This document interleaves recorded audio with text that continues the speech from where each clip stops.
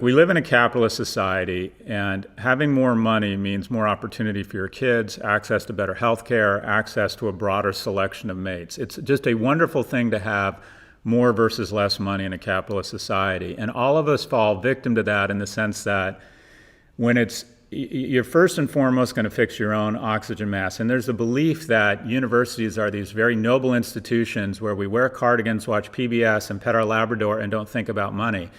And professors and administrators want the same economic security as everyone else.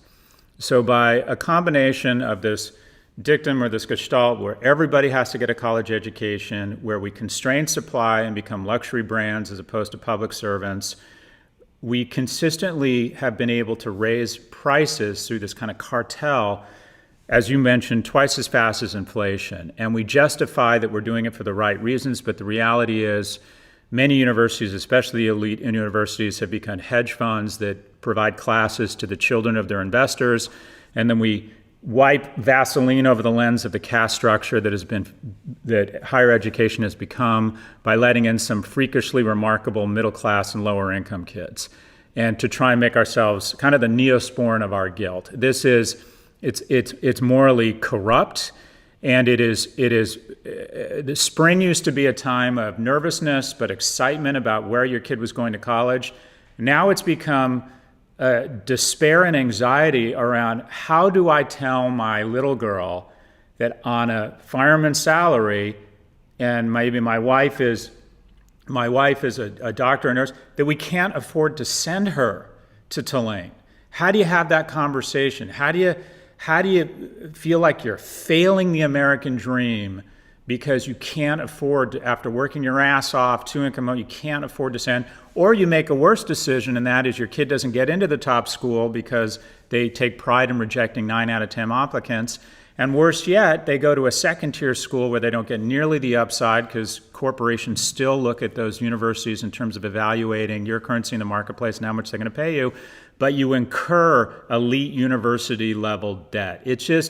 This is one of the most, in my opinion, ugly parts of our society right now, and it's happened incrementally because, like anyone else, university administrators and professors want to live the same great life as anyone else. What do we do about it? I've been spending a lot of time with Chancellor Block, who is the chancellor of my alma mater that receives more applications than any university in the world, and that's the University of California, Los Angeles. And I've come to the conclusion that these institutions are almost constitutionally incapable of cutting costs. Between tenure, between the Rolexification of their facilities, it is very hard for them, and they haven't had to cut costs for 40 years. It's almost impossible. What we could do is, through a mix of small and big tech, potentially dramatically expand capacity. If you were to take 50% of your courses online, and there are a lot of courses that would be fine online, or a lot of sessions where there isn't a lot of interaction that you could facilitate online. If you take half your classes online, you effectively, Andrew, double the size of the campus. So what I would like to see, and what I would hope individuals like you that might serve in a cabinet or be in a position of authority and power someday, is could we have some sort of grand bargain where we go to governors? Let's go to Governor Newsom and say, increase the University of California budget by 20%, and we're going to dramatically decrease the cost per student educated through the use of small and big tech by expanding our capacity.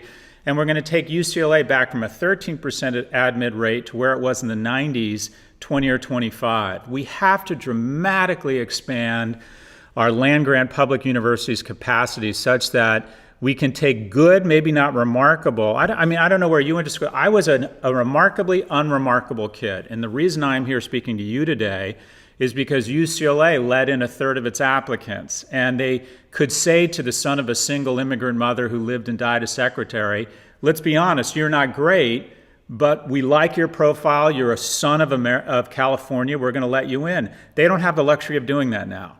They don't have the luxury of letting in kids with remarkable futures. They have to only let in the remarkable. So I think it's about dramatically expanding through the use of technology, freshman seats, and also breaking this wheel where academics and administrators have become drunk on exclusivity. Andrew, every year the deans of the top schools, including mine, get up and boast that we rejected 88% of our applicants. That's tantamount to the head of a housing shelter bragging that he or she turned away 9 in 10 people who showed up last night. We have lost the script. We need to move back to being public servants as opposed to luxury brands. And we need to embrace technology and have almost like a Marshall Act-like feel such that we take capacity for our great public systems, University of Texas, Michigan, University of California, Cal State, CUNY, Florida state systems, and expand their seats by 30 or 50%. I think a crisis is a terrible thing to waste. I think there's an opportunity here